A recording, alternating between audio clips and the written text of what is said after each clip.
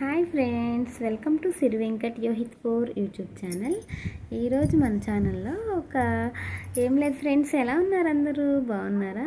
ఈరోజు మన ఛానల్లో జస్ట్ స్మాల్ స్టోరీ చెప్దాం అనుకుంటున్నాను. నా బీఎస్సీ నర్సింగ్ జర్నీ చెప్దాం అనుకుంటున్నాను ఫ్రెండ్స్.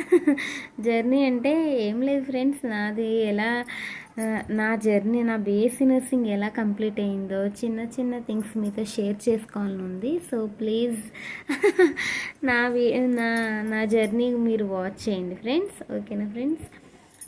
ఇంటర్మీడియట్ 10th అయిపోయిన తర్వాత ఎంసెట్ రాస్తాం కదా ఫ్రెండ్స్ నార్మల్గా. సారీ, 10th అయిపోయింది. 10th అయిన తర్వాత ఇంటర్మీడియట్ బైపీసీ తీసుకున్నాను. అప్పట్లో బైపీసీ ఎంపీసీ అంటే టాప్ గ్రూప్స్, ఇంకా మిగతా అన్నీ నార్మల్ గ్రూప్స్ అన్నీ తెలుసు. సో మా నాన్నగారు ఇంకా ఎంపీసీ బైపీసీ రెండిట్లో ఏం తీసుకుంటామని అడిగారు. నాకు ముందు మా సిస్టర్ ఉంది, అక్క ఉంది. అక్క మ్యాథ్స్ బాగా వచ్చు, ఇంకా బైపీసీ కూడా బాగానే చదివింది. ఆమె ఎంపీసీ తీసుకుంటానంటే నానేమో వద్దు బైపీసీయే తీసుకోమని చెప్పారు. ఆవిడ స్టోరీ ఇంకా ఉందిలేండి, ఆ తర్వాత చెప్తాము. నాకు అడిగితే నాకేమో మ్యాథ్స్ సరిగ్గా రావండి ఫస్ట్ నుంచి. ఇప్పుడు అనిపిస్తుంది మ్యాథ్స్ మంచిగా నేర్చుకున్న బాగుండు, ఈ నర్సింగ్ ఇవన్నీ లేకుండా ఉండేది అనిపిస్తుంది. మెడికల్ సైన్స్ గ్రూప్ అంటే చాలా కష్టంగానే అనిపిస్తుంది కదా ఫ్రెండ్స్. నార్మల్గా తీసుకున్నాను. బైపీసీఏ తీసుకుంటాను, ఎంపీసీ మ్యాథ్స్ సరిగ్గా రావు కదా అనుకుని బైపీసీ తీసుకున్నాను. ఇంకా బైపీసీ కొంచెం చదివేది ఎక్కువ ఉంటుంది, కొంచెం కష్టంగానే ఉంటుంది. ఎంపీసీ అంటే మ్యాథ్స్ వస్తే ఆ 2 సబ్జెక్ట్స్ మిగతా అంతా సేమే కదా, only maths, botany, zoology. Maths ఏమో ఎంపీసీ వాళ్ళకు ఉంటుంది, 1A 2A అనే ఏమో ఉంటుంది కదా వాళ్ళకి, ఎంపీసీ వాళ్ళకి. అప్పుడేమో మేము అట్లా బోటనీ జువాలజీ క్లాసెస్కి సపరేట్ అయ్యేవాళ్ళం, మిగతా అంతా ఎంపీసీ బైపీసీ కలిపే కూర్చునేవాళ్ళం మా కాలేజీలో. అలా అయిపోయింది ఫ్రెండ్స్, ఇంటర్మీడియట్ అయిపోయింది. తర్వాత నెక్స్ట్ ఇంకా బైపీసీ చేసిన వాళ్ళంటే మ్యాక్సిమం ఇంకా ఎంసెట్టే కదా అప్పుడు ఉన్నది. ఇప్పుడు నీట్ అని వచ్చింది, అప్పట్లో నీట్ ఏం లేదు, ఓన్లీ ఎంసెట్టే ఉండేది. ఇంకా ఎంసెట్ రాయడానికి కోచింగ్ ఏం తీసుకోలేదు. అక్కకి ఇప్పించారు, లాంగ్ టర్మ్ షార్ట్ టర్మ్ 2 తీసుకుంది అక్క. నాకు కోచింగ్కి మళ్ళీ చాలా మనీ అవుతాయి కదా, నార్మల్గా రాయమని చెప్పారు మా నాన్నగారు. సరే నాన్న మామూలుగా చదువు రాసాయి, ఇంకా ర్యాంక్ వస్తే వస్తుంది, లేకపోతే ఏదైనా జాయిన్ అవ్వచ్చు అని చెప్పారు.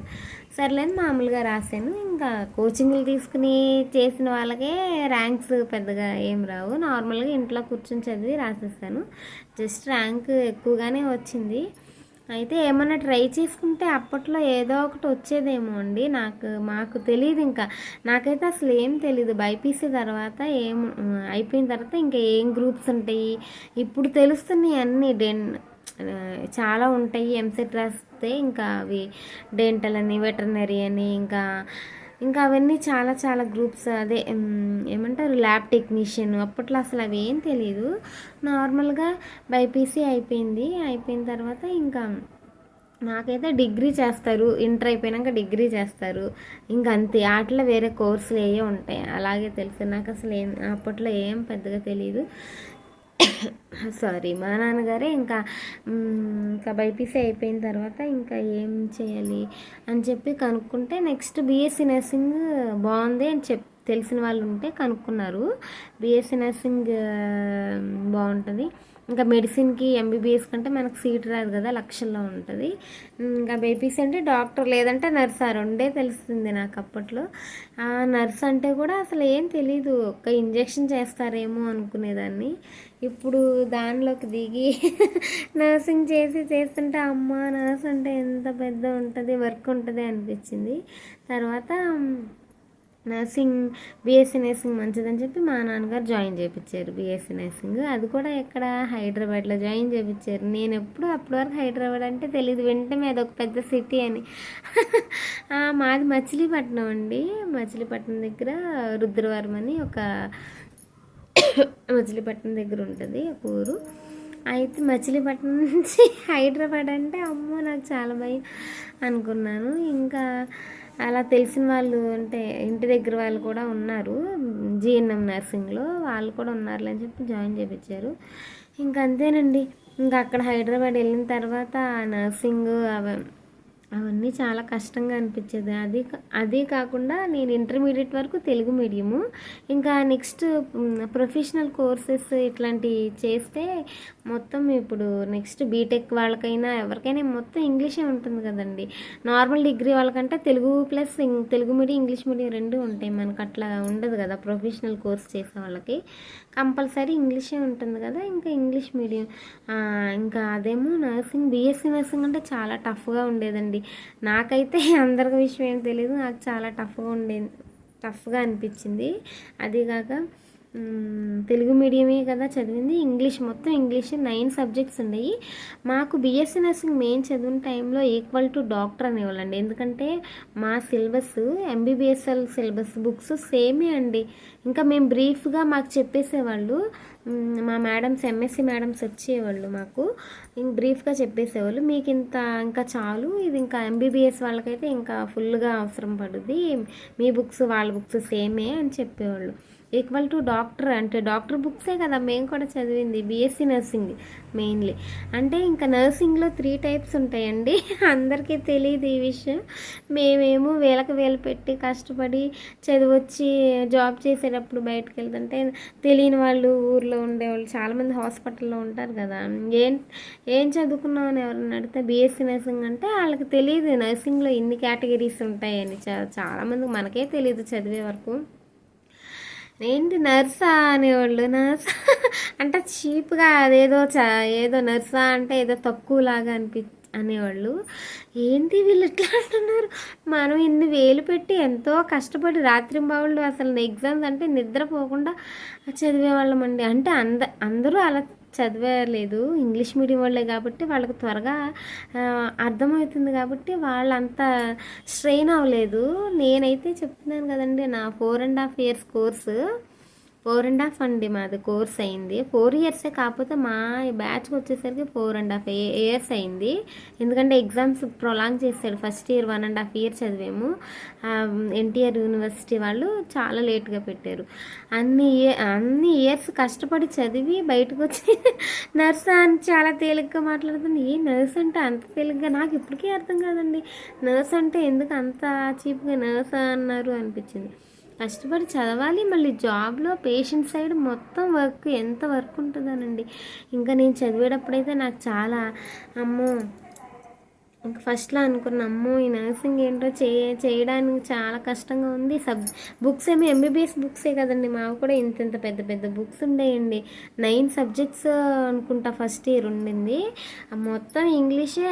చాలా ఎనాటమీ, ఫిజియాలజీ, ఎనాటమీ, ఫిజిక్స్, అమ్మ చాలా బుక్స్ ఉన్నాయి. 9 సబ్జెక్ట్స్ ఉన్నాయి మొత్తం ఇంగ్లీష్. మళ్ళీ ఇంత చూసేసరికి నాకు దేవుడా నేను చదవగలుగుతానా, ఇంత కష్టపడి వచ్చి మా నాన్నేమో ఇన్ని ఫీజు కట్టారు, కాలేజీలో జాయిన్ అయిపోయాము, ఇప్పుడేమో చదవాలంటేనేమో అసలు భయం వేసింది. ఫస్ట్ నేను చదువుతానా, ఒకవేళ ఫెయిల్ అయిపోతే ఎట్లా, అన్ని డబ్బులు వేస్ట్ అయిపోతాయేమో, ఇది వద్దు, నేను వేరే ఏదైనా చదువుతా వెళ్ళిపోతా అనిపించింది.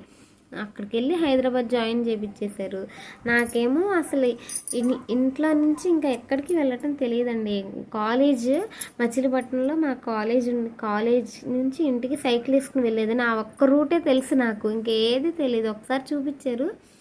ఇంకా అప్పటి నుంచి ఇంటి దగ్గర స్టార్ట్ అయితే కాలేజ్ దగ్గరే స్టాప్ చేసేదాన్ని. మళ్ళీ అదే రూట్లో వెళ్ళిపోయేదాన్ని అంతే. ఇంకా నాకు ఎటు వేరే రూట్ ఏం తెలియదు.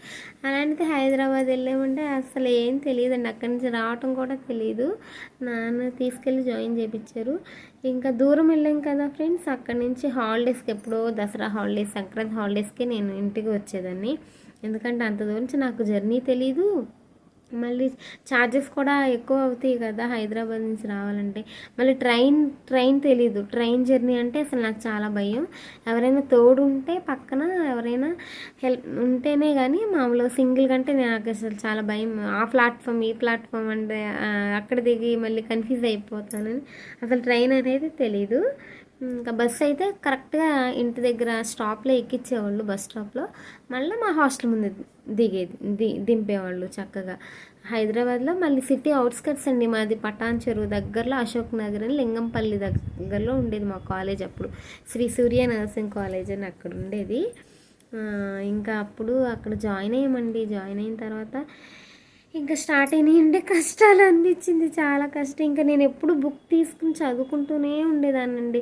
అంటే మిగతా ఫ్రెండ్స్ అంతా హైదరాబాద్ వాళ్ళేనండి, ఆంధ్ర నుంచి నేను ఒక్కదాన్నేనండి. ఫస్ట్ తెలుగు వాళ్ళు మీ అందరూ. అప్పుడు ఆంధ్ర తెలంగాణ ఏం డివైడ్ అవ్వలేదు, అంతా తెలుగులే. కాకపోతే హైదరాబాద్ అంటే వాళ్ళు కొంచెం పాష్గా ఉంటారు కదండి, స్పీడ్గా ఉంటారు అమ్మాయిలు కూడా. నేనేమో సైలెంట్గా, ఎవరితోనూ పెద్దగా వెంటనే తొందరగా కలిసిపోయేదాన్ని కాదండి, చాలా సైలెంట్గా ఉండేది. ఇప్పుడు మ్యారేజ్ అయ్యి పిల్లలు పుట్టాక వాళ్ళతో అరిచి నాకే అనిపిస్తుంది, అమ్మో నేనైనా ఎట్లా తయారయ్యానా, గయ్యాలిలాగా అనిపిస్తుంది. పిల్లలతో ఎక్కువ అరవాలి కదండి, అరిచి ఇప్పుడు మీతో కూడా ఇట్లా ఈ ఈ సమయం ఇలా వచ్చిందండి నిజంగా. అనుకోకుండా నేను ఇలా మీతో కూడా ఇట్లా యూట్యూబ్లో ఇట్లా చెప్తానని కూడా నేను అసలు ఎక్స్పెక్ట్ చేయలేదు. నేను అలా చేంజ్ అయిపోయాను అనమాట. అంత సైలెంట్గా ఉండేదాన్ని, ఎవరితో మాట్లాడేదాన్ని కాదు, చాలా సైలెంట్. నా వర్క్ ఏదో నేను చేసుకుంటాం, చదువుకోవటం, ఏదైనా తెలియకపోతే పక్కన ఫ్రెండ్ని అడగటం, అంతవరకే. కానీ ఎక్కువగా వెంటనే కలవలేకపోయేదాన్ని. ఎవరైనా పలకరిస్తే మాట్లాడితే హాయ్ అని చెప్పటం వరకే, అలా ఉండేదాన్ని. అలా ఇంకా ఎప్పుడు బుక్ తీసి చదువుతూనే ఉండేదాన్ని. ఎందుకంటే వాళ్ళంతా ఇంగ్లీష్ మీడియం వాళ్ళు, ఇంకా హైదరాబాద్ వాళ్ళంతా ఫాస్ట్గా ఉంటారు, బాగా చదువుకుంటారు.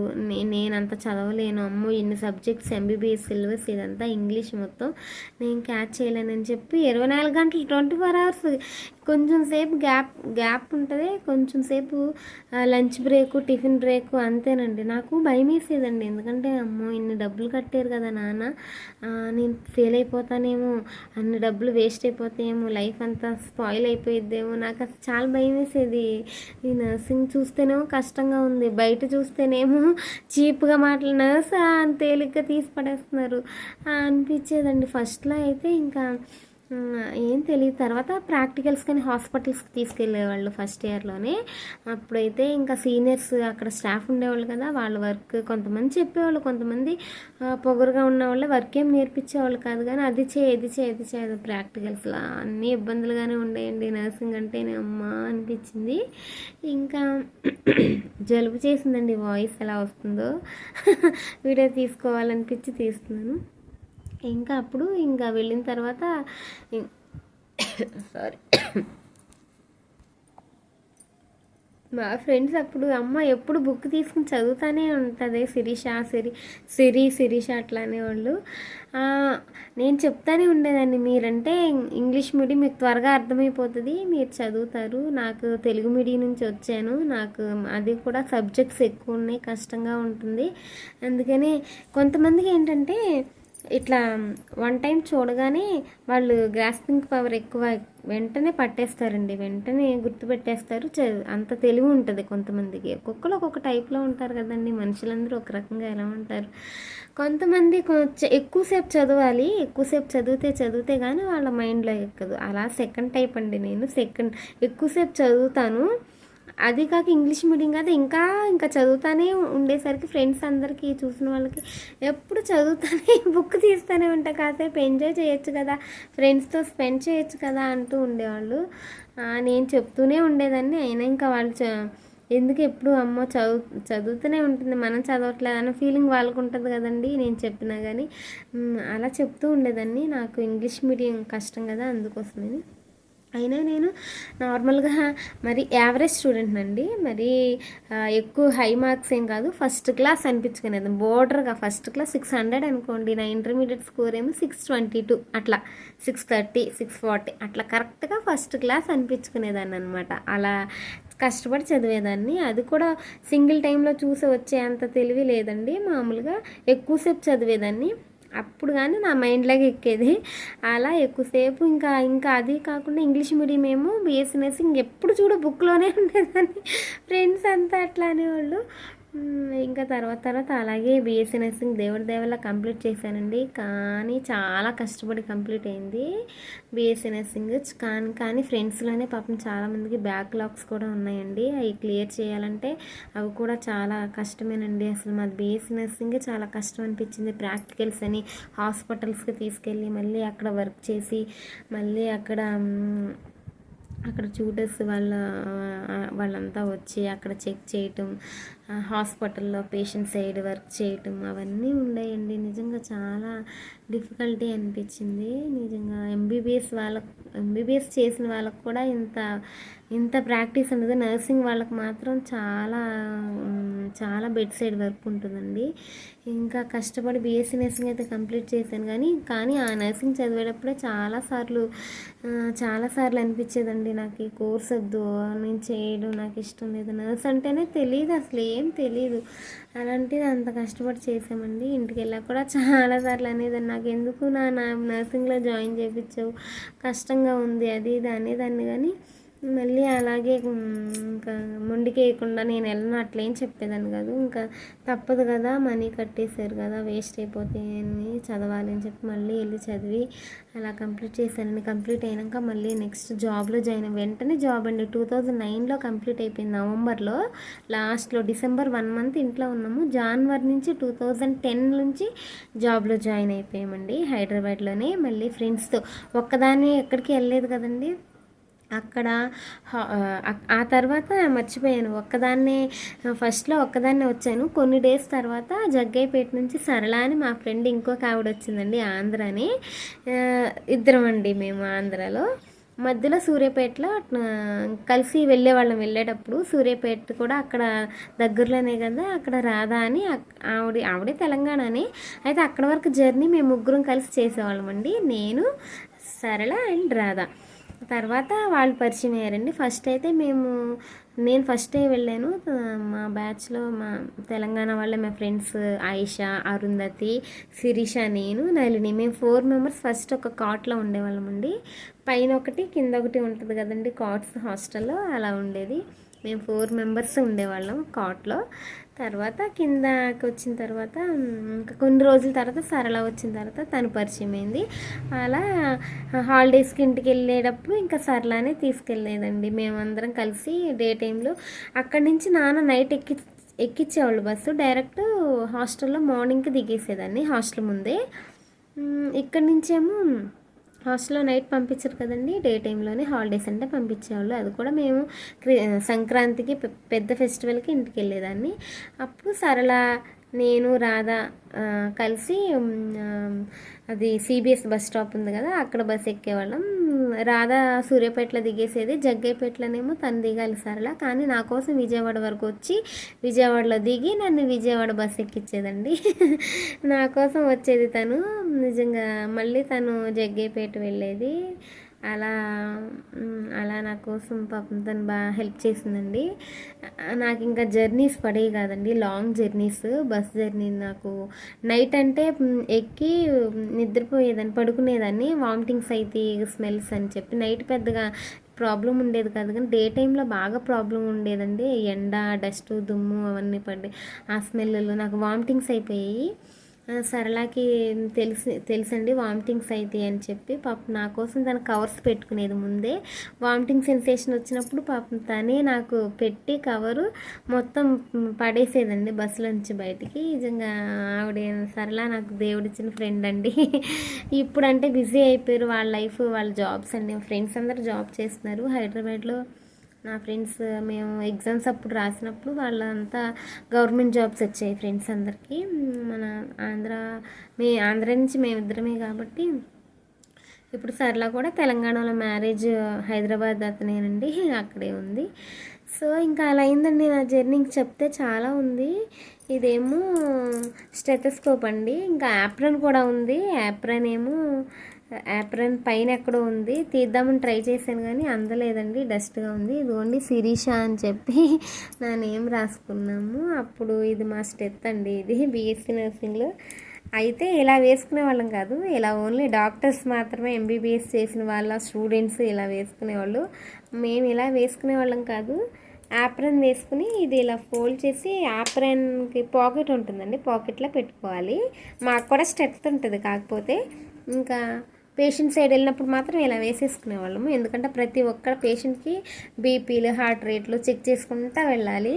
పేషెంట్ సైడ్ బెడ్ సైడ్ వెళ్ళినప్పుడు ఇలా వేసుకునే వాళ్ళము, లేదంటే తీసేసి పాకెట్లో పెట్టుకోవాలి. ఎంబీబీఎస్ వాళ్ళు మాత్రం ఇలా వేసుకునేవాళ్ళు. ఇంకా చదువుకునేటప్పుడు ఫ్రెండ్స్ కూడా ఎక్స్ప్లెయిన్ చేసేవాళ్ళండి తెలియకపోతే. కేరళ ఫ్రెండ్స్ కూడా ఉండేవాళ్ళు, ఎక్కువగా నర్సింగ్ కేరళ ఫ్రెండ్స్ కూడా చేసేవాళ్ళు. వాళ్ళు కూడా బాగా చదువుతారండి కేరళ వాళ్ళు. నాకు ఏదైనా డౌట్ వచ్చినా తెలియకపోయినా ఎక్కువగా చదువుకుంటూ ఉండేదాన్ని కదా, వాళ్ళ దగ్గరికి వెళ్తే వాళ్ళు ఎక్స్ప్లెయిన్ చేసేవాళ్ళు. తెలుగు పెద్దగా రాదు, నేర్చుకుంటారు వాళ్ళు, త్వరగా నేర్చుకునేవాళ్ళు.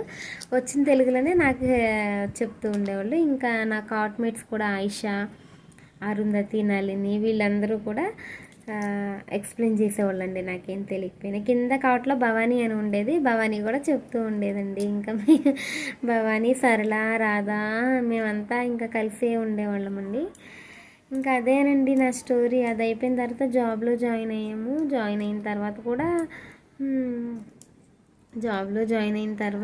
మళ్ళీ ఇంకా డిఫికల్ట్గానే ఉండేదండి. జాబ్ చేశానండి హైదరాబాద్లో జాబ్ చేశాను.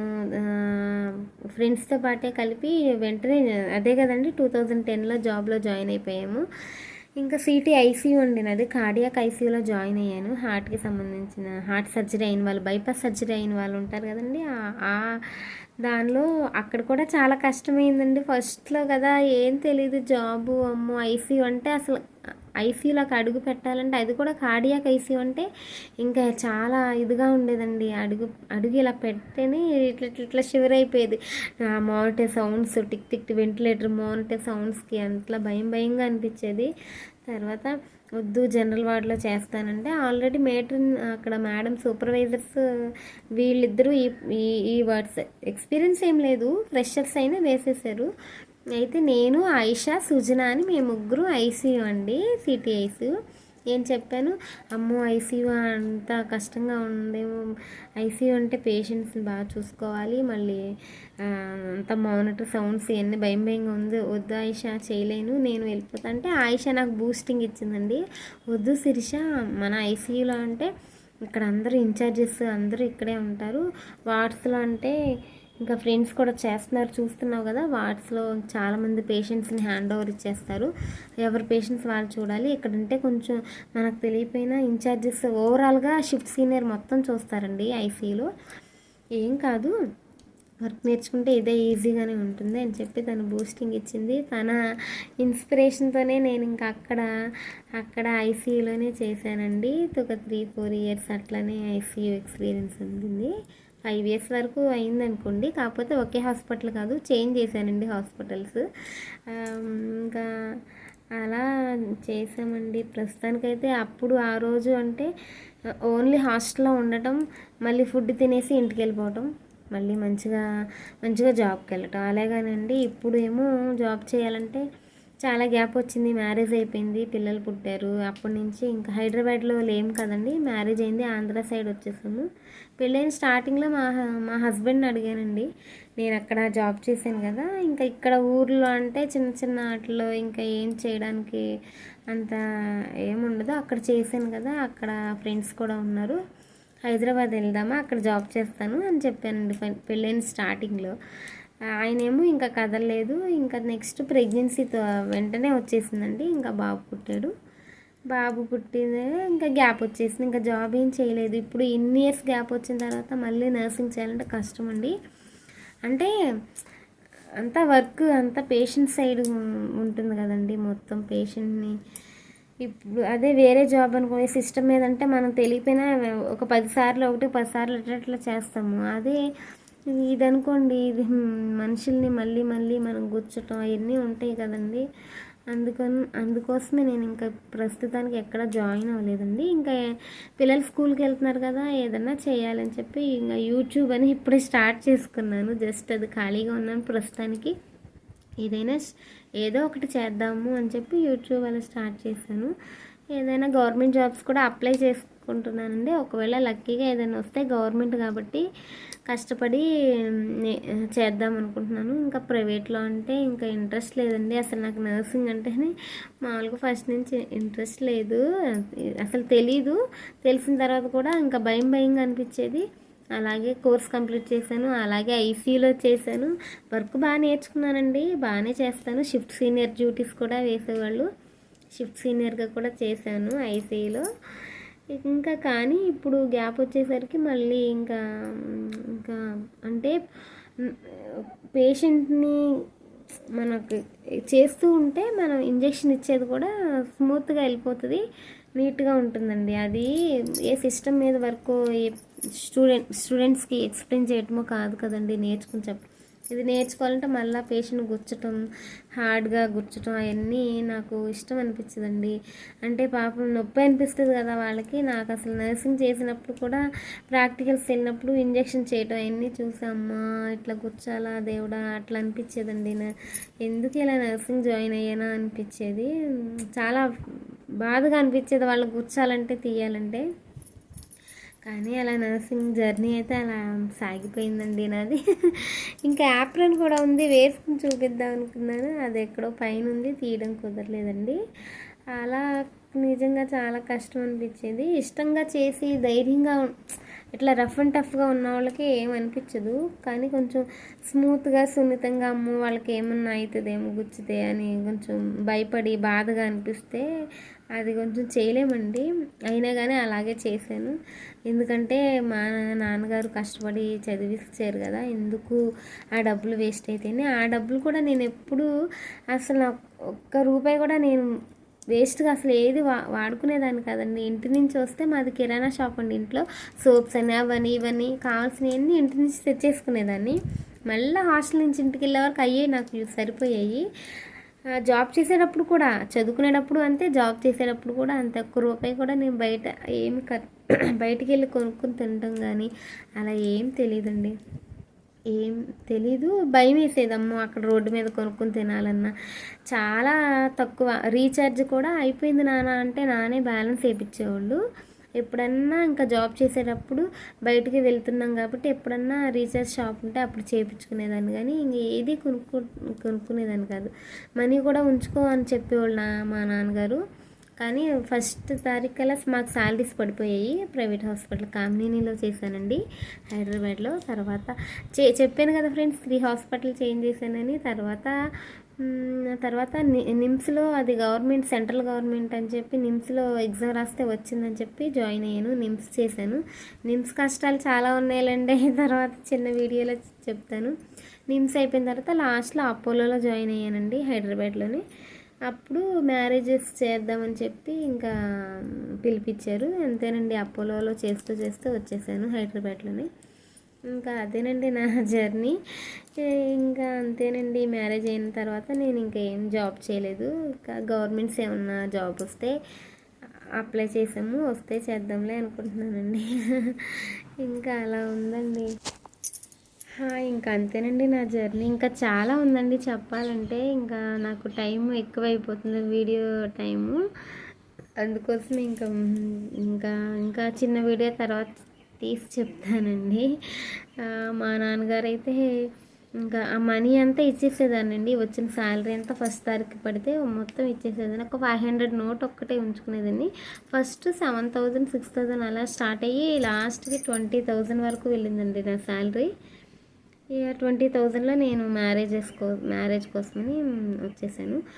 10,000 12,000 15,000 అట్లా ఎంత వస్తే అంత వేసేసేదానండి. ఇంటికి మాత్రం ఒక 500 ఉంచుకునేదాన్ని. ఆ 500 ఎన్ని నెలలైనా ఆ 500 ఉండేది నా చేతిలో. మళ్ళీ నెక్స్ట్ మంత్ తీసుకోవటం అలా ఏం ఉండేది కాదు. ఇంకా ఆ 500 కూడా ఒక్కొక్కసారి తీసుకుని నేను డబ్బులు డిబ్బీలో దాచుకోవటం ఇష్టం అండి. ఆ డిబ్బీలో నింపేదాన్ని, అవి కూడా చిల్లర ఏమన్నా ఉన్నా అవి ఇవి. మళ్ళీ అవంతా ఫుల్ అయిపోయిన తర్వాత మా నాన్నకి ఇచ్చి ఒకసారి పగలగొట్టారండి. దాని నిండా డబ్బులు వచ్చినాయి. అవి కూడా ఎన్నో వేలు వచ్చేసినాయండి. అలా దాచిపెట్టడం అలవాటు అండి బాగా. ఒకరికి నాన్నకి ఇవ్వాలని వాళ్ళే కదండి మనల్ని కష్టపడి చదివించి ఇంత వాళ్ళని చేశారని నాకు అప్పుడు ఎప్పుడూ ఇచ్చేసేదాన్నండి, మా నాన్నగారికి ఇచ్చేసేదాన్ని. ఇంకా అంతే ఫ్రెండ్స్. ఇంకా అంతేనండి, అలా నా జర్నీ స్టార్ట్ అయింది. ఇంకా మీకు ఇంకా నెక్స్ట్ వీడియోలో కావాలంటే నెక్స్ట్ వీడియో తీస్తాను. Bye friends, bye. ఈ వీడియో మీకు నచ్చినట్లయితే please like, share and subscribe. Bye bye bye.